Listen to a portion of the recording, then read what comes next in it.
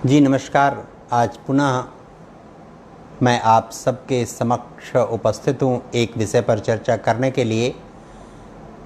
और आज वर्तमान समय में कोरोना के बाद पूरी दुनिया में चीन को लेकर और अमेरिका को लेकर तरह तरह की बातें सब लोग कर रहे हैं।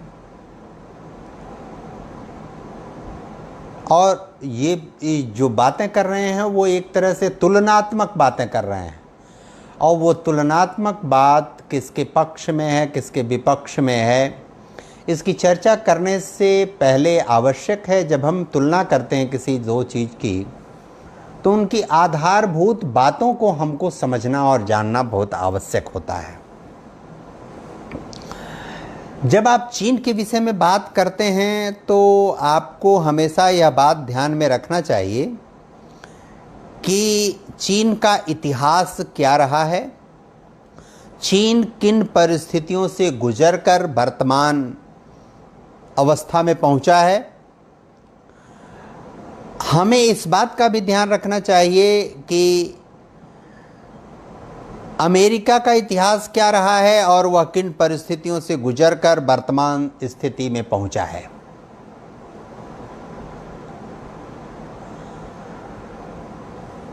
इन दोनों बातों का जब हम अध्ययन करते हैं और जो लोग दुनिया के सांस्कृतिक केंद्रों के इतिहास को जानते हैं, चाहे वो सिंधु घाटी सभ्यता हो, चाहे वांगहो की सभ्यता हो, चाहे वो मेसोपोटामिया की सभ्यता हो, चाहे नील घाटी की सभ्यता हो, चाहे दजला एवं फरात की सभ्यता हो, चाहे इंका एवं माया सभ्यता हो, इन सभी की जब आप चर्चा करते हैं, यानी दुनिया के सांस्कृतिक इतिहास की जब आप चर्चा करते हैं, तो आपको यह बात ध्यान में रखना चाहिए चीन और अमेरिका के संदर्भ में कि चीन का और अमेरिका का इतिहास कैसा और किस प्रकार रहा है। और वह इतिहास केवल उसके प्रशासनिक व्यवस्था का इतिहास नहीं, वह इतिहास केवल चीन के आर्थिक इतिहास नहीं, वह इतिहास नहीं जो चीन को दुनिया में सामरिक दृष्टि से मजबूत बनाता है, बल्कि हमको चीन के दो बातों के इतिहास को ठीक से समझना चाहिए। क्या हम चीन के शासकों का, चीन के राज परिवारों का अध्ययन किए हैं? क्या उसके बारे में हमको जानकारी है? क्या हम सांग राजवंश के बारे में जानते हैं? क्या हम हान राजवंश के बारे में जानते हैं? क्या हम सुई राजवंश के बारे में जानते हैं? क्या हम थांग राजवंश के बारे में चीन के जानते हैं? क्या हम सोंग राजवंश के बारे में जानते हैं? क्या हम मिंग राजवंश के बारे में जानते हैं? क्या हम क्विंग राजवंश के बारे में जानते हैं? चाहे हम पैंगो गोत्सु के बारे में हम जानते हैं, या जो भी चीज़ें हम जानते हैं चीन के इतिहास के बारे में, क्या वास्तव में सच्चाई में हम जानते हैं उस बात को? चीन का जो इतिहास है, वह इतिहास जब हम ठीक से जानते और समझते हैं तो उसके तह में, उसकी गहराई में ठीक से जा पाते हैं। ये अलग बात है कि कोई कहे कि चीन का इतिहास, चीन का सांस्कृतिक इतिहास 4 लाख वर्ष पुराना है, 8 लाख वर्ष पुराना है, 22 लाख वर्ष पुराना है, या कोई कहे कि चीन का ज्ञात सभ्यता का, सांस्कृतिक सभ्यता का इतिहास 5 लाख वर्ष 5000 वर्ष पुराना है, 4500 वर्ष पुराना है। ये बातें कहना तो आसान है, लेकिन इन बातों के आलोक में वहाँ राजवंशों के संघर्ष, राजवंशों के पतन, राजवंशों के उदय, राजवंशों के विस्तारवादी नीतियों के कारण जो वहाँ परिदृश्य रहा है और जिसके प्रतिफल स्वरूप चीन में क्रांति हुई 1905 से 1911 तक, और जिसके परिणाम स्वरूप माओ से तुंग 1948 में चीन में एक साम्यवादी शासन प्रणाली गठित करने में सफल हुआ। और ठीक उसी पैटर्न पर, जिस पैटर्न पर भारत ने तीव्र औद्योगिकरण को बढ़ावा देने का मुहिम आरंभ किया था, ठीक उसी प्रकार चीन ने भी औद्योगिकरण की विशाल श्रृंखला शुरू करने की शुरुआत किया था 1948 में। इन सब बातों के आलोक में हमको चीन का मूल्यांकन आज कैसे करना चाहिए, मैं उस बात पर आना चाहता हूं। जब हम चीन के इतिहास के बारे में चर्चा करते हैं तो क्या हमको पता है कि 221 ईसा पूर्व झाओ वंश का शासन कैसे सामंत शासन प्रणाली में परिवर्तित हुआ था और उसकी क्या परिस्थितियां थी। जब हम अमेरिका की चर्चा करते हैं तो हमको ये पता होना चाहिए कि पूरा उत्तरी अमेरिका महाद्वीप की मैं चर्चा कर रहा हूं, उसको आंग्ल अमेरिका भी कहते हैं। आंग्ल अमेरिका इसलिए कहते हैं कि आंग्ल अमेरिका वहां अंग्रेजों का शासन था, अंग्रेजों का वह उपनिवेश था। चीन प्रत्यक्ष उपनिवेश नहीं था, लेकिन वहां राजवंशों की कार्य प्रणाली उपनिवेश से अधिक बीभत्स और भयानक थी। जब हम चर्चा करते हैं दक्षिणी अमेरिका की, ब्राजील की, पराना की, पराग्वे की, चिली की, अर्जेंटीना की, इन सब की जब हम चर्चा करते हैं तो हमको ये समझ जाना चाहिए कि वह लैटिन अमेरिका क्यों है, वहाँ पुर्तगीज का उपनिवेश क्यों और कैसे था। इस बात को हमको ठीक से समझने और जानने की आवश्यकता है। हमको इस बात को समझने और जानने की आवश्यकता है कि चीन की जो परिस्थिति वर्तमान समय में है उस परिस्थिति में और अमेरिका की जो वर्तमान परिस्थिति है उस परिस्थिति में बहुत अधिक अंतर है। चीन व्यवस्थित स्वरूप में एक चीन साम्यवादी राज्य के रूप में स्थापित हुआ 1948 में, क्रांति के बल पर स्थापित हुआ। वहां के स्थानीय रियासतों की प्रतिक्रिया स्वरूप उपस्थित क्रांति के परिणाम था वहां राज्य की स्थापना। लेकिन चीन 1885 में आजाद हुआ था, अर्थात 1885 का मतलब है चीन से 63 वर्ष पहले चीन अमेरिका आजाद हुआ था। यह भी हमें ध्यान में रखना चाहिए कि चीन इंग्लैंड का उपनिवेश था और उपनिवेश ही नहीं था। चीन जब आजाद हुआ तो एक पूंजीवादी देश का उपनिवेश था और पूंजीवादी संरचना में संचालित हो रहा था और उसके बाद भी उसने पूंजीवादी अर्थव्यवस्था को ही अपनाया था।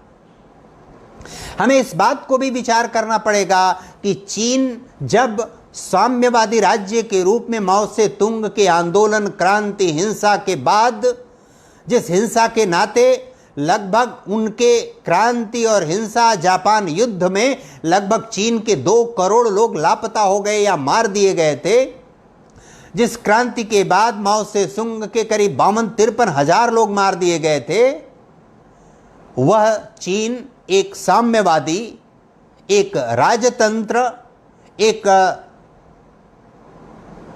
सामंतवादी देश के रूप से निकलकर साम्यवादी देश के रूप में स्थापित हुआ था। अमेरिका पूंजीवादी उपनिवेश से निकलकर स्वतंत्र हुआ और पूंजीवाद को ही ओढ़कर पला बढ़ा और आगे बढ़ा है। चीन सामंतवाद और राजवंशों की व्यवस्था की हिंसा प्रतिहिंसा से निकलकर साम्यवाद को अपनाकर आजाद हुआ, एक तरह से आजाद कहना ही होगा। और जिस पूंजीवाद को अमेरिका 1885 में आजाद होने के बाद ओढ़ना, व्यवहार करना और उसके अनुसार आचरण करना आरंभ किया था और 1900 आते आते ठीक प्रकार से पूंजीवादी देश के रूप में अपने को स्थापित करने में सफल हो गया था, वह पूंजीवाद का मानक चीन 1978 में ओढ़ पाया था। कहना न होगा कि 1978 यानी लगभग अमेरिका के 90-92 वर्ष बाद उस व्यवस्था को ओढ़ने में चीन सफल हुआ था। और सफल हुआ था तो केवल सफल नहीं हुआ था, वो साम्यवादी व्यवस्था वाली सरकार पूंजीवाद का वह चद्दर, वह कंबल ओढ़कर आगे बढ़ी थी। लेकिन उस चीन से 90-92 वर्ष पूर्व अमेरिका पूंजीवादी देश था और पूंजीवादी उस देश ने जिस कंबल को वो ओढ़ के पूंजीवादी देश था, चद्दर को ओढ़ के पूंजीवादी देश था, उससे निकलकर जैसे वो पूंजीवादी देश बना, आगे उसने शानदार पूंजीवाद की ही रजाई ओढ़ना आरंभ किया, उसी के खोल में रहना आरंभ किया था। इस कारण इस आलोक में जब आप इस पूरे घटनाक्रम का विचार करते हैं तो आपको केवल अर्थव्यवस्था के नाते अर्थशास्त्र का यानी इकोनॉमी के कारण इकोनॉमिक्स का अध्ययन केवल करने की आवश्यकता उन दोनों देशों की नहीं है। जब हम दोनों देशों के तुलनात्मक अध्ययन भू राजनीति के दृष्टि से करते हैं, स्ट्रेटेजिकल व्यू पॉइंट से करते हैं, सामरिक दृष्टि से करते हैं, जब हम उनकी आर्म्स इम्यूशन और इंस्ट्रूमेंटल पार्ट से जब हम उन दोनों का मूल्यांकन और तुलना करते हैं, तब हमको उन दोनों की पृष्ठभूमि को भी समझना और जानना चाहिए। ऐसे देशों का जब आप मूल्यांकन करते हैं, उनकी अर्थव्यवस्थाओं का कौन जल्दी गिरेगा, कौन जल्दी उठेगा, और आप ये जानिए कि जो अभी तक दुनिया की अर्थव्यवस्था का मूल्यांकन और आकलन है, कोरोना के बाद कौन कितना घटेगा, कौन कितना बढ़ेगा, किसकी जीडीपी कितनी होगी, किसका पर कैपिटा इनकम कितना होगा, पर कैपिटा एक्सपेंडिचर कितना होगा, ग्रॉस नेशनल इनकम कितनी होगी किसकी, कौन कितनी अर्थव्यवस्था का देश है, उसकी संपूर्ण अर्थव्यवस्था कितने की है, उसकी दुनिया को देनदारी कितने की है आदि, यह जो इकोनॉमिक्स के टर्मिनोलॉजी है, इसके आलोक में जब आप मूल्यांकन करते हैं इन दोनों देशों का, तो आपको तीन बातें तुरंत ध्यान रखनी चाहिए कि जो आकलन है कि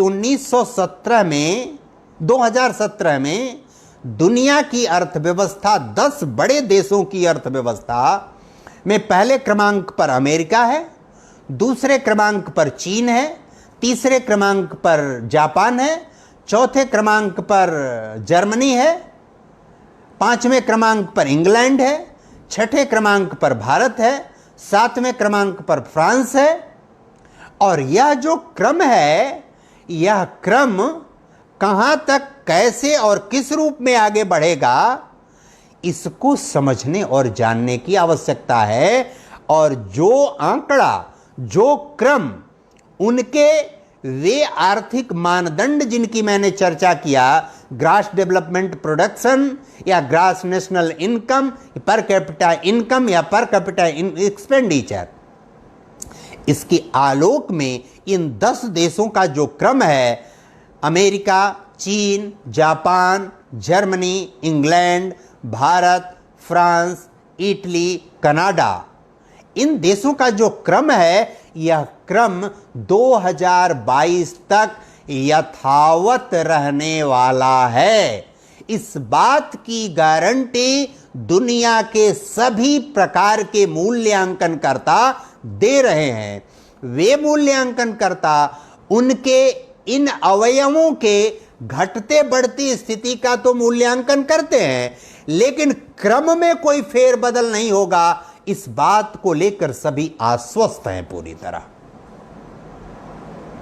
और इस आश्वस्ति के साथ हमको दूसरा जो महत्वपूर्ण पक्ष है चीन और अमेरिका के संदर्भ में, वह यह जानने की है कि चीन पूंजीवादी देश था, पूंजीवादी देश है।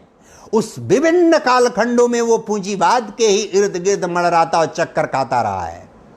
चीन की विकट समस्या यह है कि वो राजवंशों और सामंतशाहियों से निकलकर साम्यवादी देश बना है, और साम्यवादी देश रहते हुए उसने पूंजीवाद का चोला ओढ़ा है, और चोला ही नहीं ओढ़ा है पूंजीवाद का, बल्कि वो साम्यवादी देश के मनोभाव, मनोविकार, मनोवृत्ति और विशेषताओं को धारण करते हुए पूंजीवादी देश बनकर खड़ा हुआ है।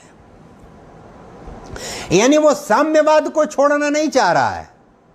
यह बात ध्यान में रखिए, साम्यवाद की जो विशेषताएं हैं वो विशेषताएं वो बरकरार रखते हुए पूंजीवाद को ओढ़कर प्रगति कर रहा है, विकास कर रहा है, ग्रोथ कर रहा है।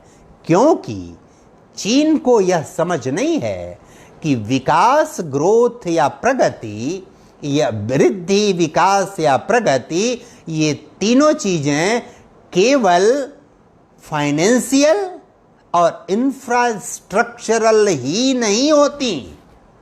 इस बात को रेखांकित कीजिए, जो इन फाइनेंशियल और इंफ्रास्ट्रक्चरल ग्रोथ, डेवलपमेंट जो भी होता है वह केवल फाइनेंशियल, केवल इंफ्रास्ट्रक्चरल ही नहीं होता है, बल्कि जो यह अवयव हैं यह सोशियो इकोनॉमिक भी होते हैं, पॉलिटिको इकोनॉमिक भी होते हैं, साइको इकोनॉमिक भी होते हैं, ये एडमिनिस्ट्रेटिव इकोनॉमी भी होते हैं, ये कल्चरल इकोनॉमिक भी होते हैं। यह जो कोई पूंजीवादी देश, पूंजीवादी व्यवस्था का अनुपालन करता है वह यह सभी अवयव अपने आप धारण करता है। आर्थिक और अवस्थापनात्मक प्रगति जिस प्रकार की चीन लेकर चल रहा है वह चीन के समाज को, चीन की संस्कृति को, चीन की राजनीति को, चीन के मनोविज्ञान को सूट नहीं करता। वह आर्थिक और अवस्थापनात्मक विकास के मोह में, आकर्षण में, लोभ में उस दिशा में चल पड़ा है, लेकिन उसकी वह प्रकृति और प्रवृत्ति नहीं है। लेकिन अमेरिका की जिस आर्थिक विकास को उदारीकरण, निजीकरण, वैश्वीकरण आदि आदि न जाने उसके कितने कारणिक अवयव हैं, नहीं पता, उसकी विस्तार से चर्चा कभी की जाएगी। लेकिन चीन के वह पूंजीवादी जो अवधारणा है, यानी आर्थिक और अवस्थापनात्मक प्रगति की, वह चीन की सभ्यता को, चीन की संस्कृति को, चीन के मनोविज्ञान को, चीन के समाज को 90 से 99% तक सूट करती है, बल्कि 99.9% सूट करती है। लेकिन चीन को वह सूट नहीं करता। इसलिए जब किसी देश में किसी भी प्रकार की सामाजिक, राजनीतिक, आर्थिक, मनोवैज्ञानिक, राजनीतिक, प्रशासनिक गतिरोध, असंतोष और हिंसा शुरू होती है, यदि उस देश को वह परिस्थितियां सूट करती हैं तो वह देश आसानी से उससे निकल पाता है। इस तरह के गतिरोध 1885 से लेकर अद्यतन 4 बार व्यापक तौर पर चीन झेल चुका है, भोग चुका है। अमेरिका 1885 से लेकर अद्यतन 4 बार बहुत विकराल तरीके से झेल चुका है। वहां गोरे और कालों का जो मतभेद है, जिसके नाते हिंसा हो रही है, जिसके नाते टकराव हो रहा है, वहां की आज की समस्या नहीं है। वह स्थिति खराब जरूर है, विद्रूप है, उसकी निंदा और भर्त्सना की जानी चाहिए। जॉर्ज लॉयड जो मारा गया उसकी निंदा होनी चाहिए, वो ठीक नहीं है। लेकिन इन परिस्थितियों से अमेरिका निपटने में समर्थ और सक्षम है। लेकिन चीन की जो सामाजिक, चीन की मनोवैज्ञानिक, सांस्कृतिक, प्रशासनिक, राजनीतिक व्यवस्था, चीन की आर्थिक और अवस्थापनात्मक पूंजीवाद आधारित प्रगति, ये दोनों आपस में एक दूसरे से साहचर्य और सामंजस्य स्थापित नहीं करते हैं। और इसलिए चीन में जब तक वहां की सांस्कृतिक, सामाजिक, राजनीतिक, मनोवैज्ञानिक चेतना उस पूंजीवाद के आवरण में दबाई गई है, कस के रखी गई है, दबाव पूर्वक संचालित की जा रही है, उनको सप्रेस करके रखा जा रहा है, इसके विरुद्ध बोलने नहीं दिया जा रहा है, यह जब विस्फोट करता है तो इसका परिणाम बहुत भयावह और दूरगामी होता है। कोई देश, कोई व्यवस्था पूरी तरह चरमराकर, छिन्न भिन्न होकर, टूटकर नष्ट हो जाती है, विनष्ट हो जाती, खंडित हो जाती है। अमेरिका के साथ यह नहीं होगा। अमेरिका समूल रूप से उसके सामने कोई खतरा नहीं है। चीन दिख रहा है भले जब तक ठीक ठाक, लेकिन उसके सामने बहुत व्यापक खतरा है। और दुनिया को डराकर, धमकाकर जो वह दिखावा करना चाहता है, दुनिया अब उस चीज को समझ गई है। दुनिया उससे अब भयाक्रांत और डरने वाली नहीं है। और एक महत्वपूर्ण बात यह है कि अमेरिका में जो हो रहा है उसका राजनीतिक लाभ भी डोनाल्ड ट्रंप को मिलने वाला है। उसका राजनीतिक नुकसान डोनाल्ड ट्रंप को नहीं हो रहा है। अंदर से चीन जिस प्रकार परेशान है, चीन जिस प्रकार घबराहट में है, वह घबराहट ठीक से जानने और समझने, वहां की वर्ग संघर्ष, वहां जब रिएक्शन होगा तो वह रिएक्शन चीन के संभालने से नहीं संभलेगा। एक बात हमेशा दुनिया की नैसर्गिक और प्राकृतिक सृष्टिगत विधान है, यह प्रवृत्ति है, इस पर मनुष्य का कोई नियंत्रण नहीं होता। एक परिवार की आप कल्पना कीजिए, एक ऐसा परिवार जो 1885 में व्यवस्थित अस्तित्व में आया, उसके जो संस्कार, जो आचरण, जो रीति रिवाज, जो रहन सहन, जो खान पान, जो पहनावा था पहले, उसी रिफरेंस में, उसी तरीके से व्यवस्थित स्वरूप में स्थापित हुआ और प्रगति करना उसने आरंभ किया। एक दूसरा परिवार है जो वह परिवार पहले परिवार से 60-65 वर्ष बाद खूनी हिंसा, संघर्ष, व्यभिचार, विस्तारवाद, हिंसा, प्रतिहिंसा से निकलकर अपने आचार विचार, संस्कार, रीति रिवाज, रहन सहन आदि के विपरीत एक दूसरी पद्धति में स्थापित हुआ और वह एक तीसरी पद्धति को अपनाकर प्रगति करने की राह पर चल पड़ा।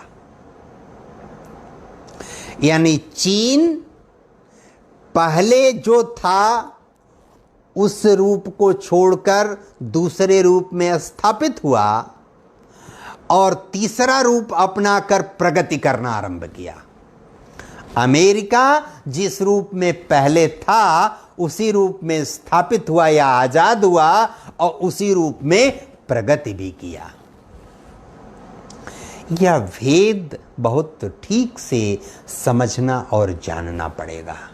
और जब आप किसी देश की अर्थव्यवस्था की, उसके अवस्थापनात्मक सुविधाओं की, विकास, प्रगति या वृद्धि की बात करते हैं तो आपको इसका मूल्यांकन उसके अस्तित्व की दृष्टि से, उसके लंबे भविष्य की दृष्टि से, संघर्ष और सहयोग की दृष्टि से 10 महत्वपूर्ण अवयवों का भी मूल्यांकन साथ साथ करना पड़ता है।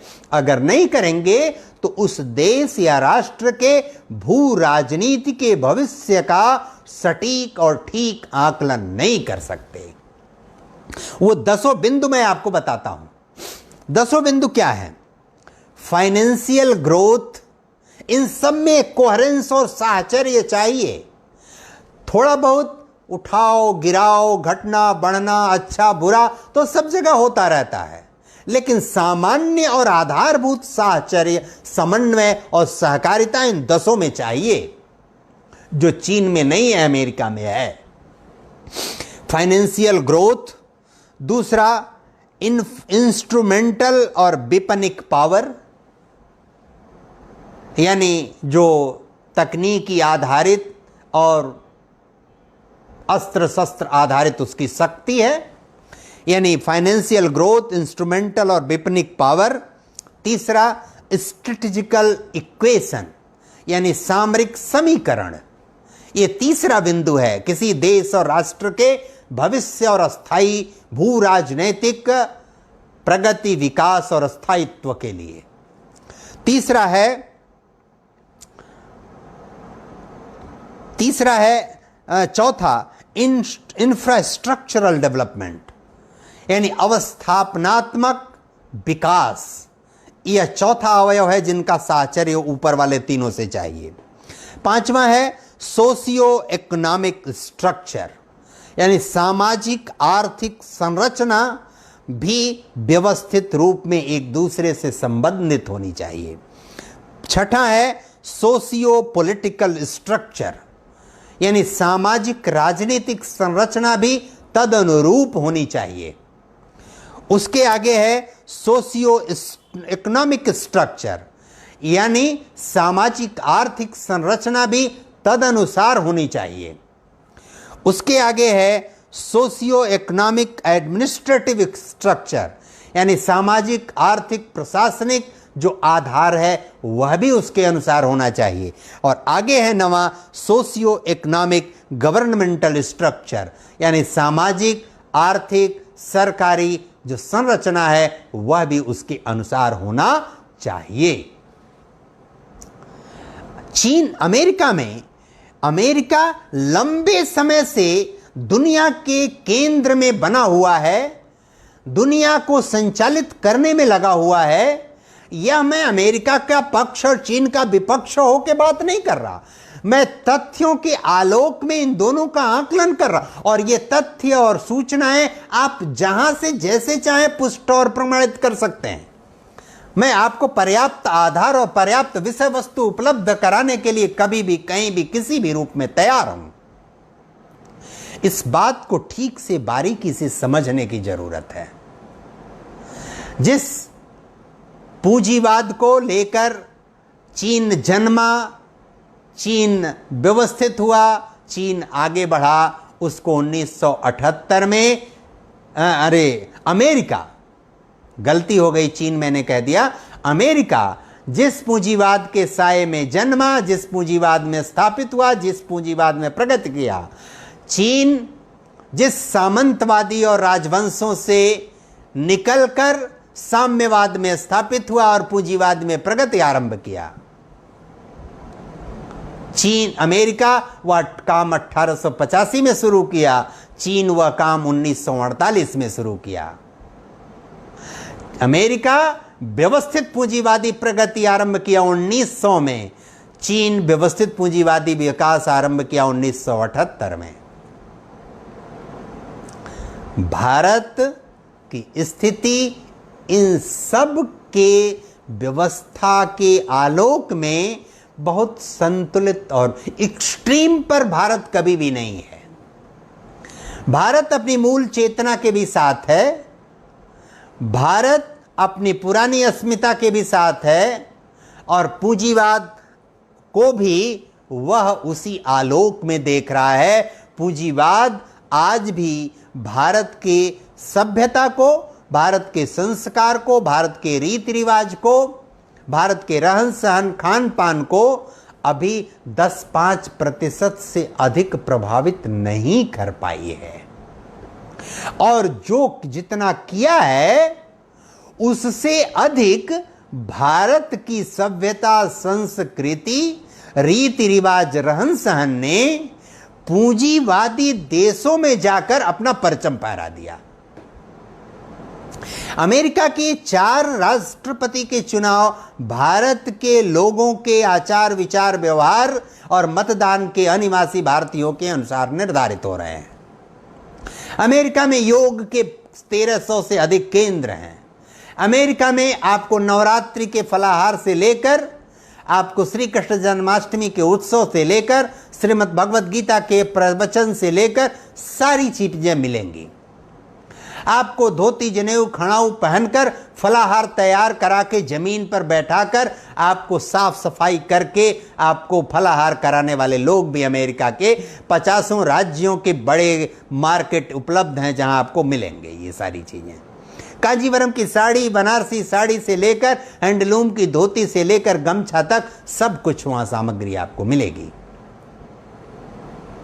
इसलिए भारत की परिस्थिति भिन्न है और इसी कारण अमेरिका और चीन की हमको तुलना करते समय इन दोनों के बैकग्राउंड को बहुत ठीक से वॉच करना पड़ेगा, देखना पड़ेगा। चीन ऐसे विस्फोट की राह पर है जिस विस्फोट को, यानी आप ऐसे समझिए कि आप अपने बैग में ऐसा गोला लेके चल रहे हैं जो फटेगा तो सब कुछ नष्ट हो जाएगा, वह लेकर आप चल रहे हैं।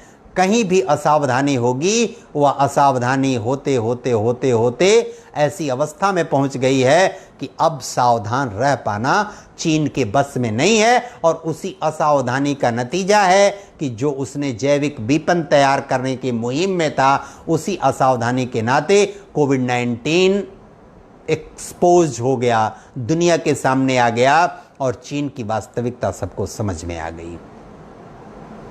आसन्न राष्ट्रपति का चुनाव अगर अमेरिका में नहीं होता तो आज परिस्थिति कितनी विकट होती, अमेरिका कितना बौखलाता, अमेरिका क्या करता, आप नहीं समझ सकते। भू राजनीति का सटीक, सुंदर और व्यवस्थित विश्लेषण करने के लिए इन दोनों देशों की पृष्ठभूमि को जानना आवश्यक है। और इसलिए हमको जब यह जानना आवश्यक होगा तो यह भी जानना आवश्यक होगा कि किस कारण भारत को ग्रुप 7 के देशों में, विकसित देशों की श्रेणी में भारत को रखने के लिए बाकी देश कैसे उद्यत हैं, कैसे आगे बढ़ रहे हैं।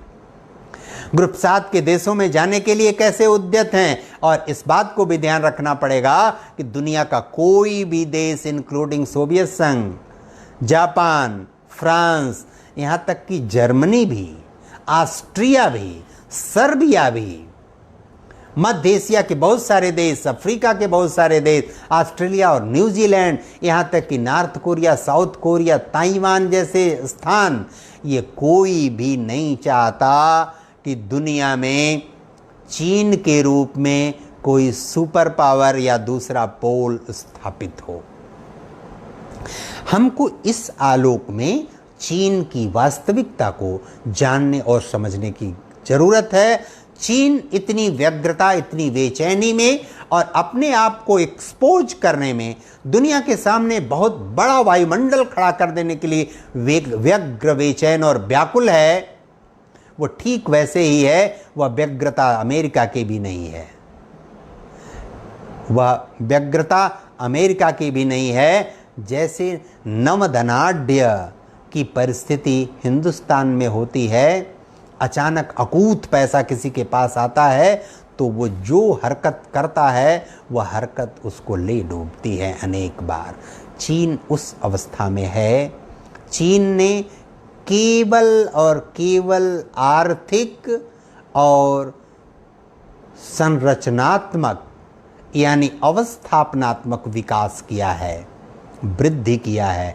इसके अलावा सभी चीज़ों में ह्रास हुआ है और यह चीन के सामाजिक सांस्कृतिक धरातल को, उसकी ऐतिहासिक धरातल को, उसके प्रशासनिक धरातल को कंट्राडिक्ट करता है।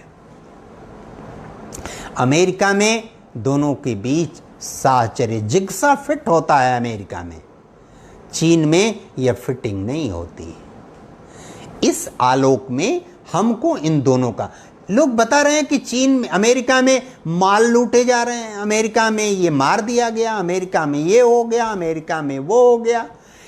अमेरिका में मीडिया कंप्लीट सेंसर में नहीं है, रेयर सेंसर है।